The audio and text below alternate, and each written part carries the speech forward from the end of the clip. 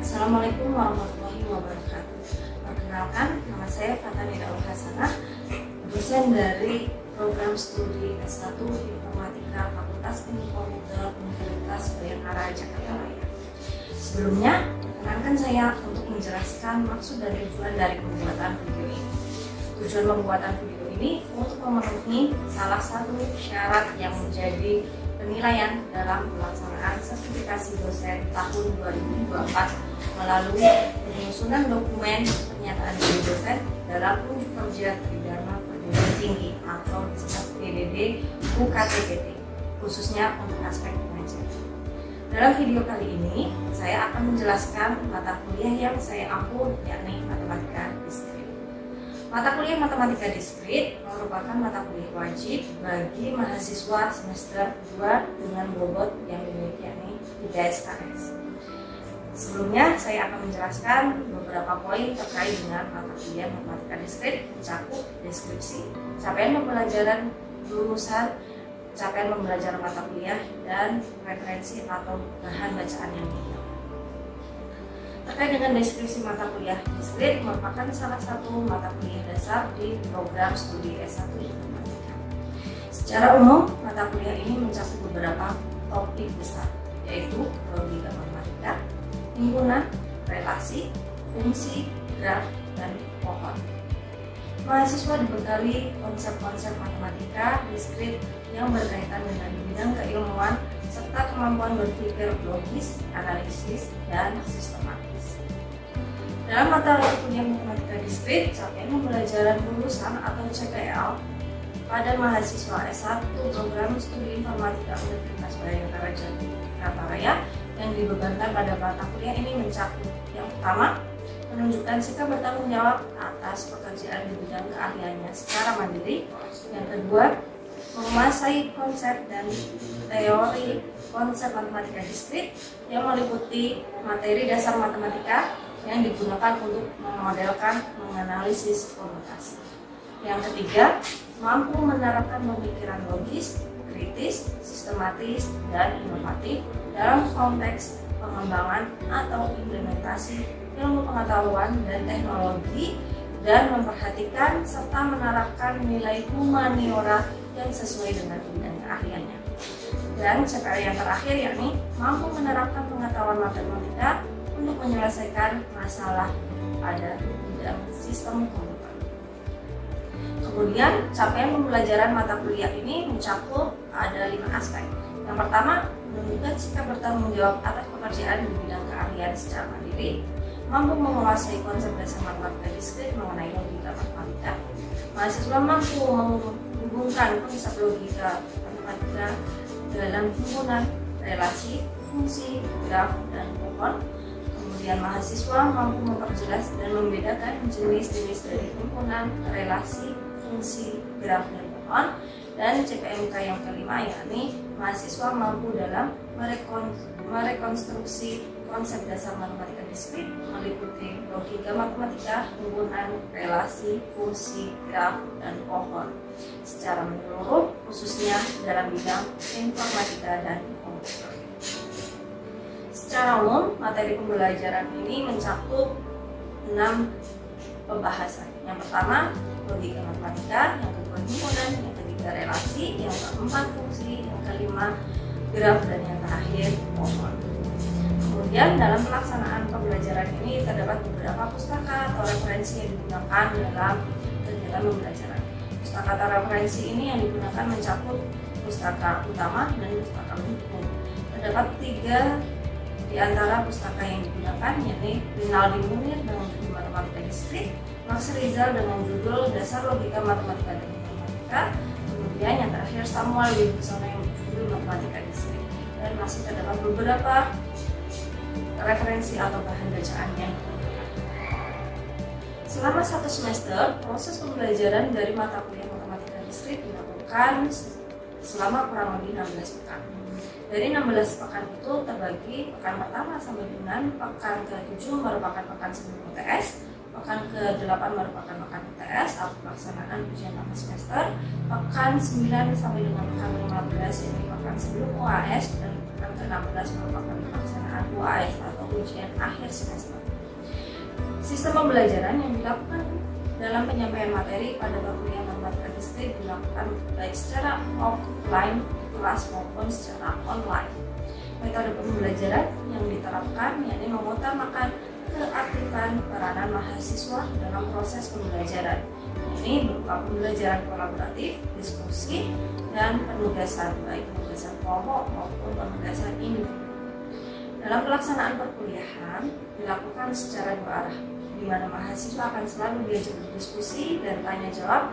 Hal ini dilakukan sebagai upaya untuk mengetahui dan pemahaman mahasiswa terhadap materi yang disampaikan. Interaksi dengan mahasiswa dilakukan di dalam kelas dan di luar kelas. Sarana komunikasi yang digunakan dalam kegiatan pembelajaran ini meliputi grup WhatsApp, kemudian Google Classroom untuk penyampaian materi, kemudian untuk kegiatan diskusi dan pengumpulan tugas, kemudian dilanjutkan dengan adanya Google Meet. Hal ini dilakukan untuk pelaksanaan kegiatan pembelajaran yang dilakukan secara online.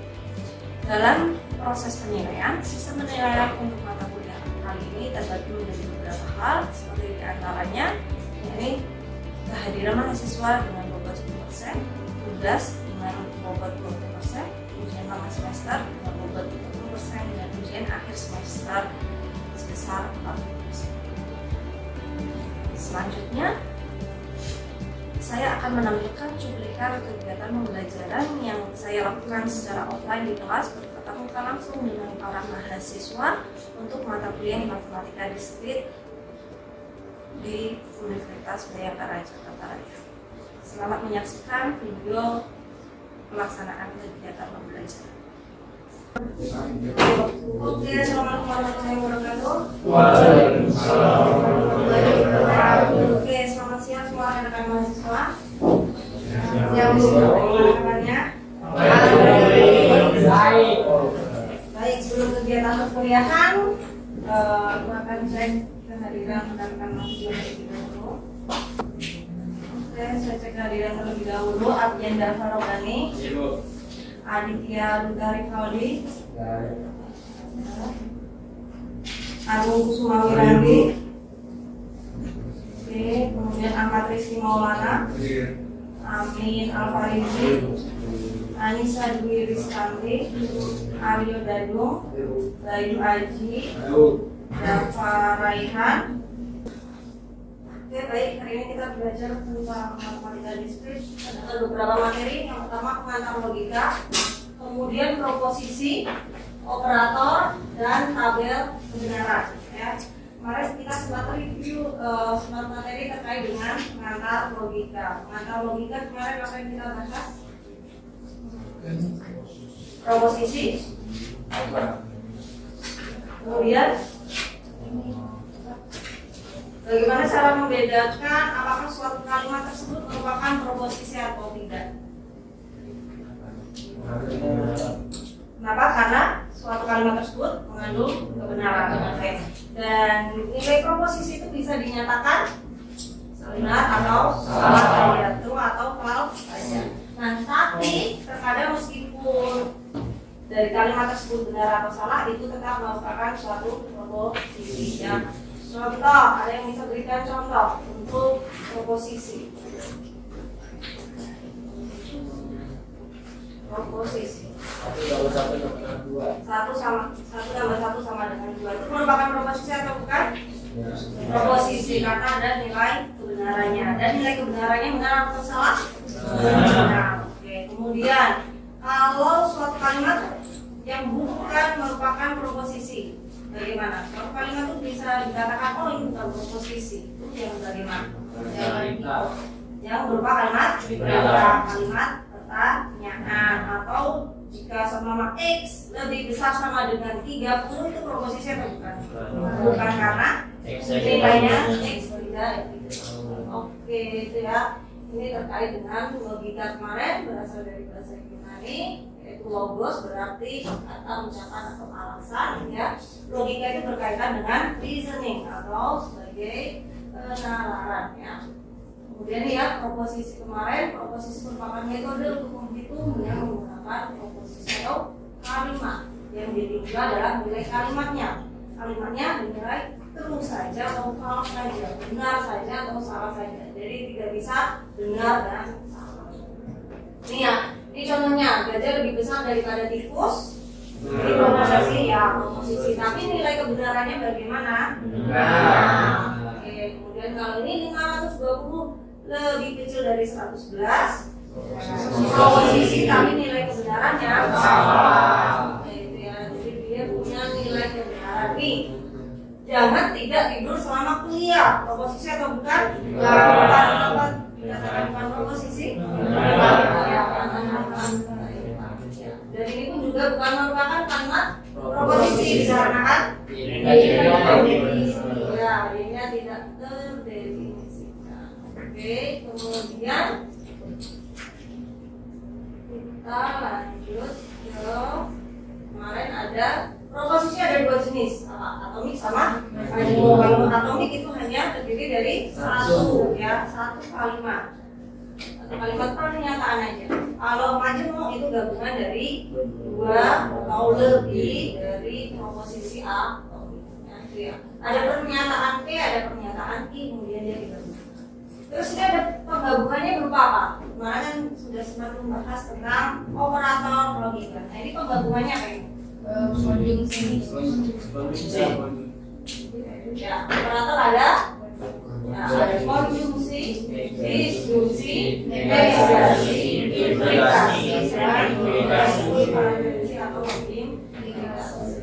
Konjungsi simbolnya ya, ini menyatakan apa? Dan.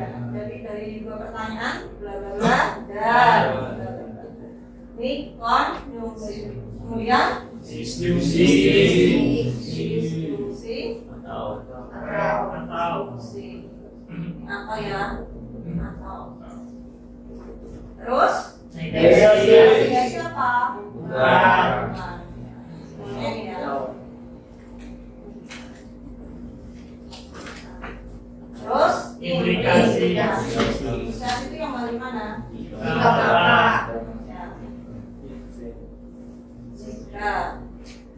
Jika titik maka oke, kemudian diimplikasi. Diimplikasi itu bagaimana? Jika ada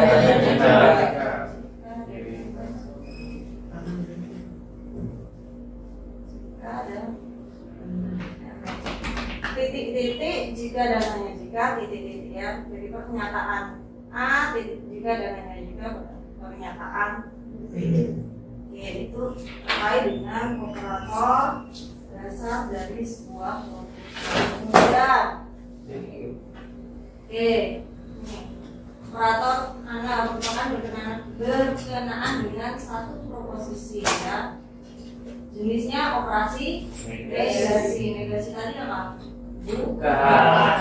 Contohnya jadi dia dilawankan ya. Contohnya ada P, pernyataan P di mana P pernyataannya adalah mujair merupakan nama ikan, maka negasi P atau not P-nya adalah mujair tidak atau bukan merupakan nama ikan. Oke. Nah ini dan ya, dan ini seumpama ini terkait dengan konjungsi. Konjungsi itu dan simbolnya itu kemudian P mujair adalah nama ikan. Jadi dia ada dua pernyataannya.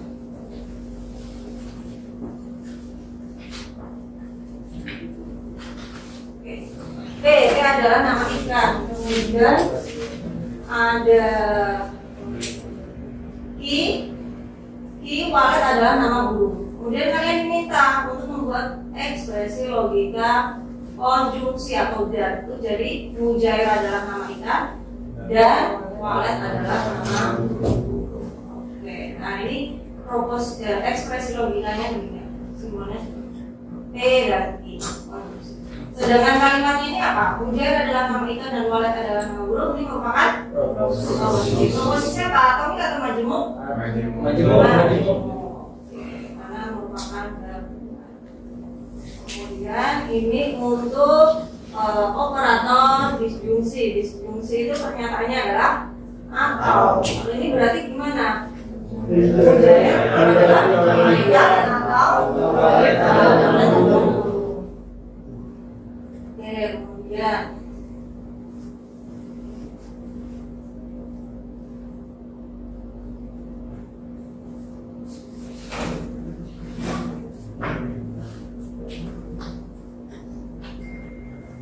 Oke, kalau ini untuk operator Negasi. negasi, ini negasi. Negasi bagaimana Bu? Atau tidak ya. Punca merupakan nama ikan, berarti negasi P-nya adalah kemudian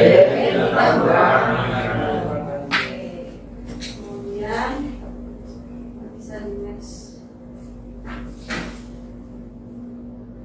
Oke, selanjutnya nih, nah ini kalau ini apa ini? Implikasi itu apa?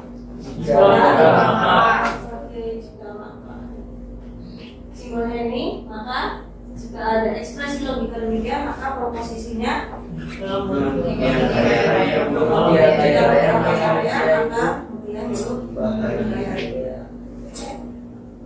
kemudian yang ini ekspresi yang terakhir ini terkait dengan bikin aplikasi. Penempatannya di mana?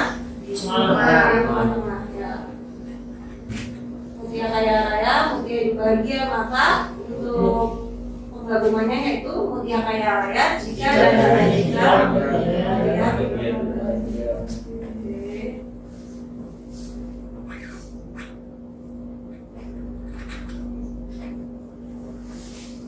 Oke, untuk yang contoh ini, nyatakan proposisi berikut ke dalam bentuk ekspresi logika. Ekspresi logika tadi bagaimana bentuknya?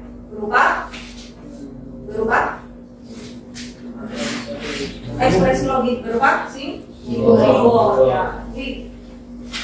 Ada P Andi mahasiswa teknik informatika. Andi menjadi jemaah masjid mengaji. Nyatakan proposisi berikut dalam ekspresi logika ya dari simbolnya.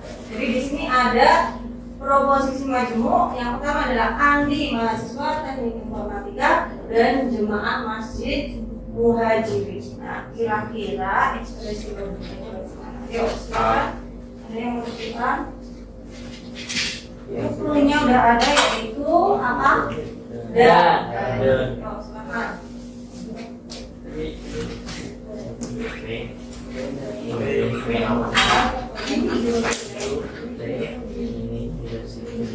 Yuk, silakan. Yang A. Andi mahasiswa teknik informatika dan simbolnya aja. Yang kita adalah ekspresi. Coba.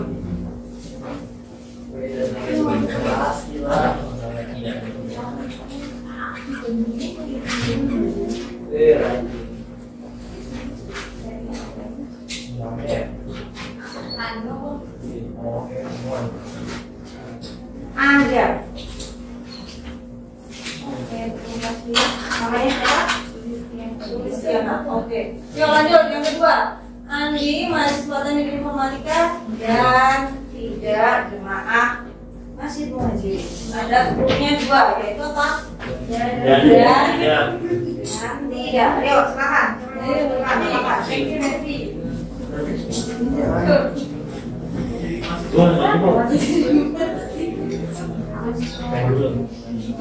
Bisa ada yang lagi.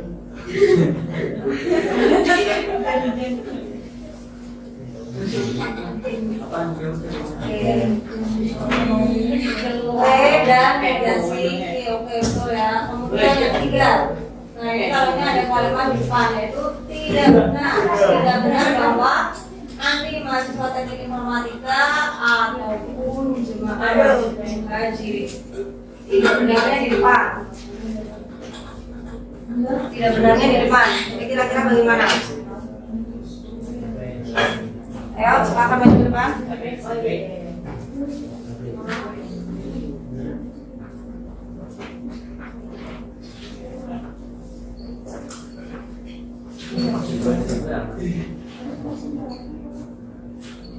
Oke.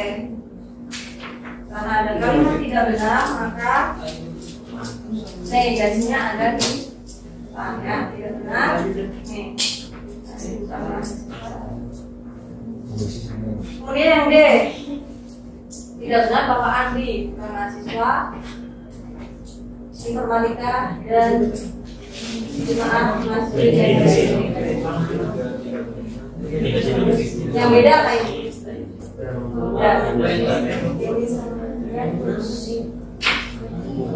Dia lakukan bedanya dagingnya.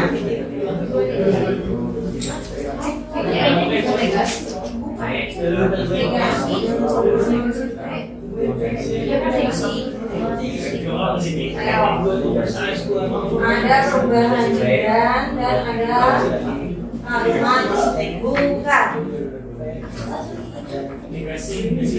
Ya, yuk, jangan mau menceritakan. Iya mas. Yang C tadi siapa? Yang maju tadi? Tapi. Tapi. Kelas. Kelas.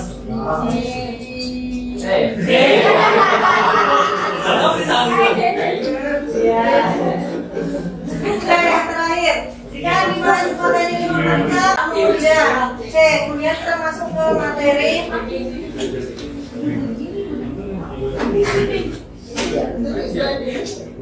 kemudian kita masuk ke materi tabel kebenaran. Ini tabel kebenaran. Tabel kebenaran merupakan salah satu cara untuk menentukan nilai kebenaran proposisi majmuk, ya, dari proposisi majmuk dengan menggunakan tabel kebenaran. Ya, tabel kebenaran adalah tabel yang memuat nilai kebenaran. Ya, nilainya true atau false, benar atau salah. Ya. Untuk dua pernyataan maka kemungkinan kombinasinya ada 4. Dua pernyataan. Ada B, ada B, ada A, ada B. Nah, ini dua pernyataan ini maka nanti kemungkinannya ada 4. Yakni yang pertama benar, kedua benar. Pertama benar, kedua salah. Pertama salah, kedua benar. Pertama salah, kedua salah. Maksudnya gimana tuh? Dalam bentuk tabel. Kalau tabel pasti ada kolom, ada baris. Karena ini ada dua pernyataan, maka dia 2 pangkat N. Berarti 2 pangkat 2. Itu ada 4. Berarti nanti ada 4 kolom. Cara untuk menentukan. Oke, selanjutnya nih tugas di rumah. Ada 2 soal. Yang pertama, tentukan nilai kebenaran dari ekspresi logika A, B, C, D, E. Yang dari pernyataan ini memiliki nilai kebenaran yang sama dengan ya. Yang di dalam kurung itu yang menjadi cukup sekian untuk pertemuan hari ini. Untuk tugas nanti akan Ibu upload di Classroom. Silakan nanti rekan-rekan mengumpulkan di Google Classroom. Batasnya mau ada. Cukup sekian. Baik, demikian deskripsi singkat serta cuplikan proses pembelajaran yang dilakukan secara offline di dalam kelas untuk mata kuliah matematika diskrit pada program studi S1 Informatika Fakultas Ilmu Komputer Universitas Bayangkara Jakarta Raya. Dari cuplikan tersebut dapat menjadi gambaran terkait kinerja salah satu dharma yakni pengajaran yang saya lakukan. Terima kasih saya ucapkan kepada tim penilai serta panitia dalam pelaksanaan sertifikasi dosen atau Syabas tahun 2024 kepada Kemendikbudristek Indonesia, dan terima kasih juga saya sampaikan kepada Direktur Dosenan sebagai fasilitator, kemudian kepada Fakultas Ilmu Komputer, rekan dosen sejawat dan para rekan mahasiswa. Demikian video PDD UKTPT ini saya buat. Mohon maaf atas segala kesalahan dalam penyampaiannya dan semoga dapat memberikan manfaat. Demikian, bila kita Assalamualaikum warahmatullahi wabarakatuh.